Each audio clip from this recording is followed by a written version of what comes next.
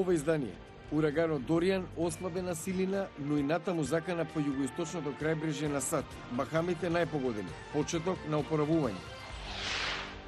Процесот за Брекзит во нова неволја, премиерот Џонсон на крстопат. Тема на гласот на Америка. Дали хемиските играчки се безбедни по децата во Северна Македонија? Останете со нас.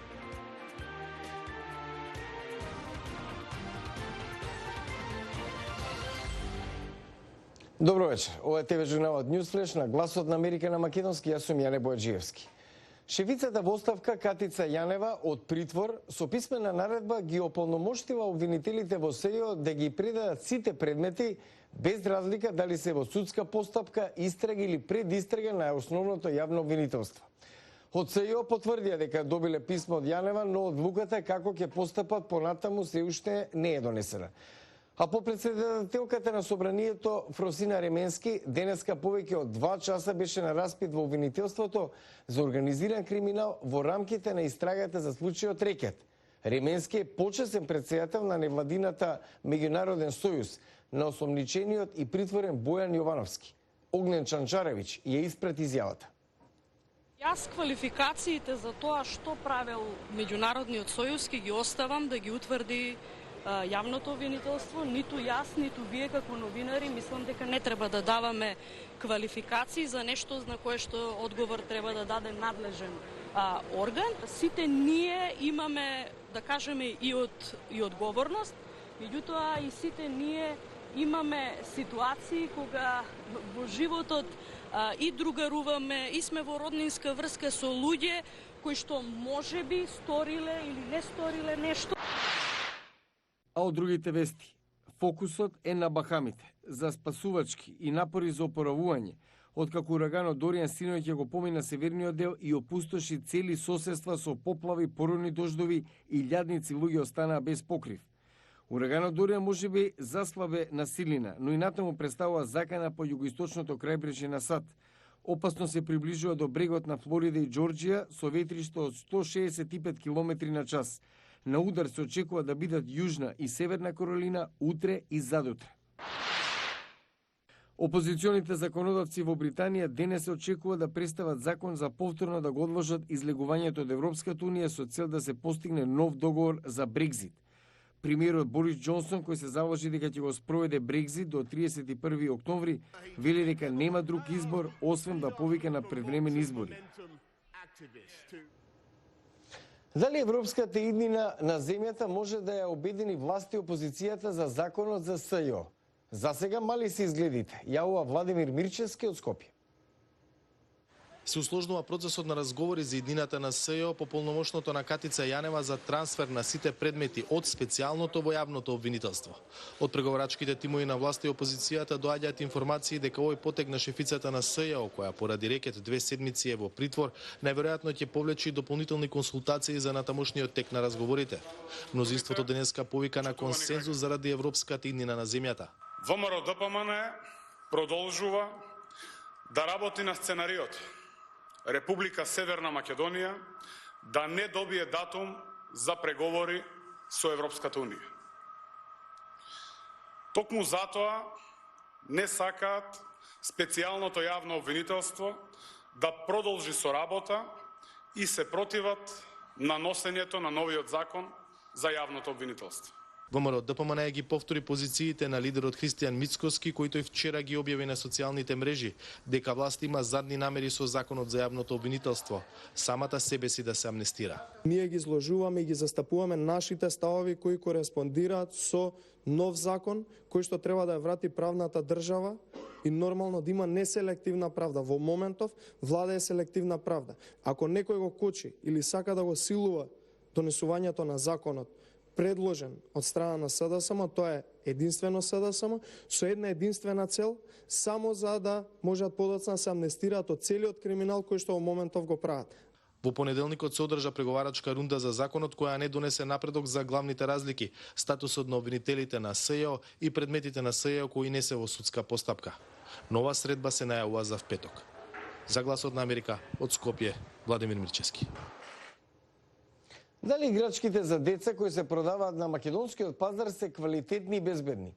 Одговорните велат само 4% од нив не одговараат на законските прописи, експертите пак тој број е далеку поголем. Мики Трајковски на оваа тема. И додека македонската влада најавува вонредна масовна контрола на сите детски играчки кои се продаваат во земјава, организациите кои се занимаваат со оваа проблематика алармираат дека на домашниот пазар има играчки кои во многу држави се забранети. Наташа Доковска, координатор на проектот Хемиски безбедни играчки по здравието на децата, вели дека играчките кои излегуваат на светскиот пазар ги има и кај нас, но не во нивната оригинална верзија. Тоа се така наречените фейк играчки кои вели на нелегален начин стигнуваат во земјава. Следејќи Рапекс листата и гледајќи кои играчки се забранети на европскиот пазар, можеме да констатираме дека најголем дел од тие играчки, фейк, но нели налик на тие, се наоѓаат кај нас, а доаѓаат од не сертифицирани, нелиценцирани фабрики. Затоа родителите, вели Доковска, треба да бидат внимателни што купуваат. Но нема продавница во Македонија во која што нема играчка слајм. Тоа е она растеглива, гумена, не знам више како да наречам, субстанца која што децата ја зимаат и играат. А пак нема деца кои што немаат негативен ефект од таа играчка. Чи секаде во свет се вели дека таа играчка мора да се забрани. Собствениците на продавници каде има производи за најмладите, велат дека водат грижа што и како продаваат. Гледаме да не бидат штетни за децата. Значи, тоа гледаме најпоче да не бидат штетни за децата. Доковска вели дека не безбедни се сите оние играчи кои се без соодветна декларација за нивниот квалитет и хемиски состав. Во првиот квартал од 2019 година Државниот санитарен и здравствен инспекторат извршил 58 инспекцијски надзори во промет со детски играчки и редовно монстрирање на секој втор увоз од Кина и Тајланд и секој четврт од Европската унија. Од анализите на земените мостри на детски играчки, 4% не одговараат на законските прописи за безбедност на детски играчки. Наспроти ова, Доковска вели дека според нивните анализи, бројката на вакви играчки во земјава е далеку повеќе од 5%. Од Охрид за Гласот на Америка, Мики Трајковски. Ньюс флешот го завршуваме со поглед во лабораторија во Калифорнија, каде инженерите работат на подобрување на движењето на роботите. Майкл Квин го представува Салто. Еве што може овој робот да направи.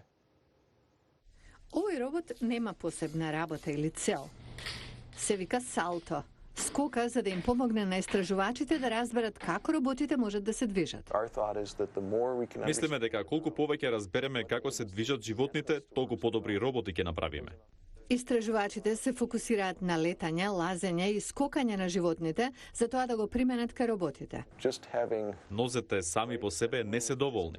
Клучно е да се свати како функционира она што го викаме одскок.